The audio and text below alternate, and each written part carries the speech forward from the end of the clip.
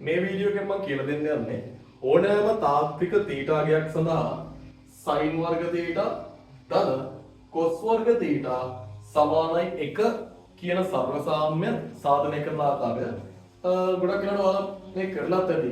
ඒ වලට ආව මුල් දවස්වල එහෙම ඍජුකෝණ ත්‍රිකෝණයක් පාවිච්චි කරලා පයිදකර ප්‍රමේය හරහා sin වර්ග තීටා ධන cos වර්ග තීටා සමාන 1 බව සාධනය කරලා ඇති. ඒතර ඔයාලා දැනගෙන ඉන්න ඕන කාරණේ තමයි ඔයාලා කරේ ඍජුකෝණ ත්‍රිකෝණයක් පාවිච්චි කරලා නම් ඒවා සත්‍යාපනය කරන්නේ සුළු කෝණයක් සඳහා. තීටා කියන එක නම් බිඳුව සහ 94 කෝණයක් සඳහා තමයි සාධනය කරලා තියෙන්නේ. එහෙත් මම මෙතනදී බලාපොරොත්තු වෙන්නේ සියලු තාත්වික තීටාගයන් සඳහා sin වර්ග තීටා ධන cos වර්ග තීටා සමාන 1 කියන සර්වසාම්‍ය සාධනය කරන්න ඇති කියලා දෙන්න. එතකොට මේ සර්වසාම්‍ය සාධනය කරන්න කලින් ඔයා දැනන් ඉන්න ඕන දේ තමයි ඔයා හරියට කෝණයේ අර්ථ දැක්වීම දැනන් ඉන්න ඕනේ.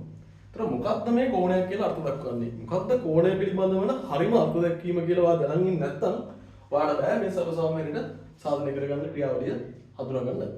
රයිට්. අපි බලමු ඉස්සෙල්ලාම කෝණයක් පිළිබඳ වෙන අර්ථ දැක්වීම මොනවද කියලා. ඒතර ඒනවලදී කෝණයක් කියලා අපි අඳුරගන්නේ යම්කිසි භ්‍රමණ ප්‍රමාණයක්. මේක භ්‍රමණ දණ්ඩක් අදින්න.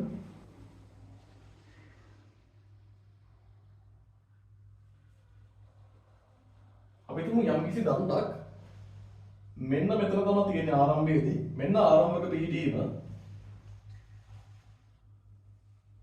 මෙයා O වටා භ්‍රමණය වීමෙන් අපි හිතුව මෙන්න මේ වගේ අවස්ථාවකට පැමිණියා කියලා.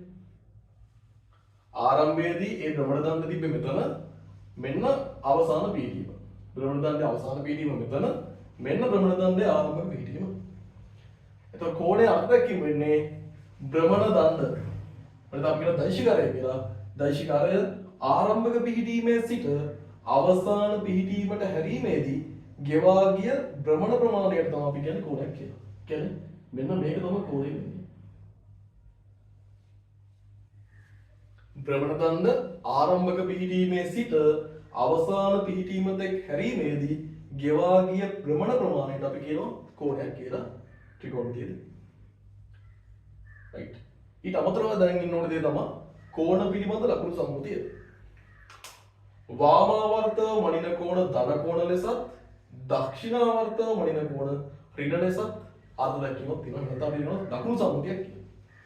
වාමාවර්තව මනින කෝණ ධන ලෙසත් දක්ෂිනාවර්තව මනින කෝණ ඍණ ලෙසත් අර්ථ දක්වනවා. sin වර්ග තීටා ධන cos වර්ග තීටා සමාන 1 කියන සර්වසාම්‍ය සාධනය කරන්න අවශ්‍ය පසුබිම අපි හදාගෙන ඉවරයි. දැන් මම කෙලින්ම යනවා අපේ සාධනයට. කාර්ටීසිය තලයක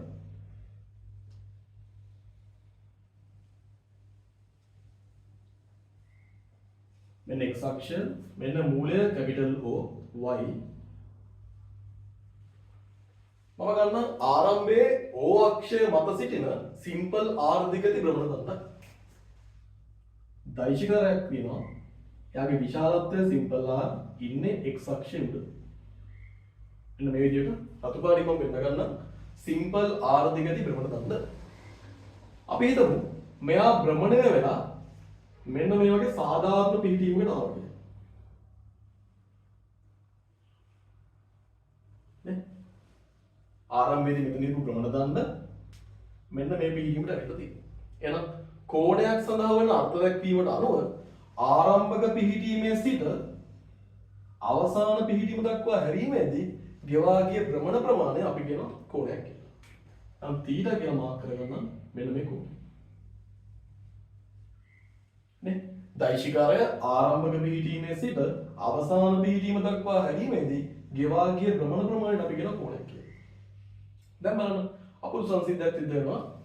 මෙයා මේ භ්‍රමණ දණ්ඩ භ්‍රමණ චලිතයක් සිද්ධ කරද්දී මෙයාගේ මෙන්න මේ කෙළවරේ ඉන්න ලක්ෂ්‍ය භ්‍රමණ දණ්ඩ මෙන්න මේ කෙළවරේ ඉන්න ලක්ෂ්‍ය වෘත්තාකාර පතේ ගමන් කරනවා. මෙයා යන්නේ වෘත්තාකාර පතේ.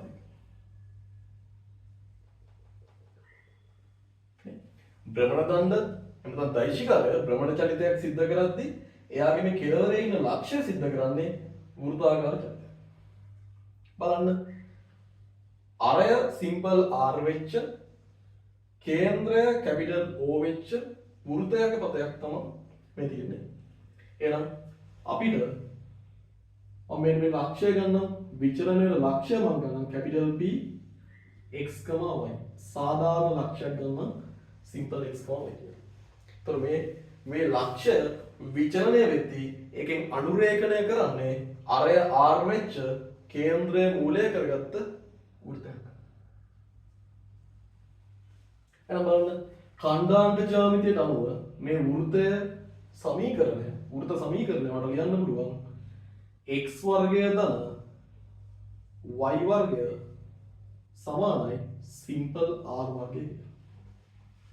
x වර්ගය ධන y වර්ගය සමානයි r වර්ගය. දැන් මම කරන්න යන්නේ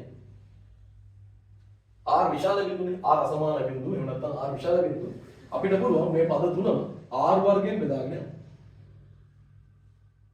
පද තුනම r වර්ගයෙන් බෙදාගන්න.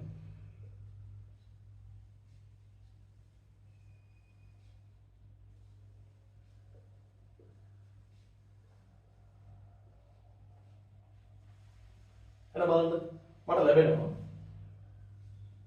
x බෙදීම r ගේ පූර්ණ වර්ගය ධන y බෙදීම r ගේ පූර්ණ වර්ගය සමානයි 1 කියලා.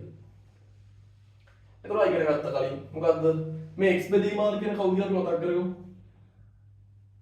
මේ ලක්ෂයේ සිට x අක්ෂයට ලම්බකයක් ඇන්දොත් මේ ලක්ෂයේ සිට මම y අක්ෂයට ලම්බකයක් ඇන්දොත් එන්න මේ මූලයේ සිට ලම්බකයේ අඩියට තියෙන විස්ථාපනය මෙයා x ට සමානයි. මූලයේ සිට මේ ලම්බකයේ අඩියට තියෙන විස්ථාපනය y ට සමානයි. එහෙනම් බලන්න x බෙදීම r කියන්නේ දෛශිකාරය විසින් x අක්ෂය මත හදන ප්‍රක්ෂේපණය බෙදීම දෛශිකාරයේ විශාලත්වය. මේ ඉන්නේ cos θ. y බෙදීම r y අක්ෂය මත ප්‍රක්ෂේපණය බෙදීම දෛශිකාරයේ විශාලත්වය. එහෙනම් මේ ඉන්නේ වෙන කවුරුත් නෙවෙයි sin θ. එහෙනම් මෙන්න සත්‍යාපනය වුණා.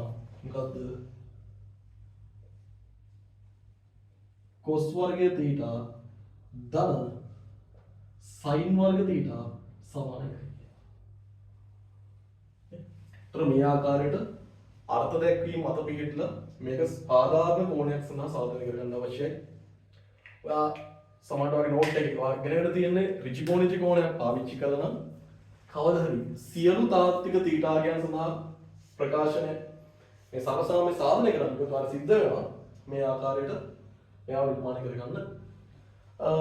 එනම් ත්‍රිකෝණමිතිය සම්බන්ධ වෙනම අවශ්‍යයි. ඊට අමතරව ඛණ්ඩාංක ජ්‍යාමිතිය පිළිබඳ අත්දැකීම් අවශ්‍ය වෙනවා. මේ සර්වසාම්‍ය සාධනය කරද්දී. right. මේ වගේ අලුත් දෙයක් කරගෙන මේ වගේ ඉගෙන ගන්න නැති දෙයක් තියෙනවා නම් ඒ වගේ දේවල් අරගෙන අපි ඉස්සරහ වීඩියෝ එකකින් හම්බෙමු.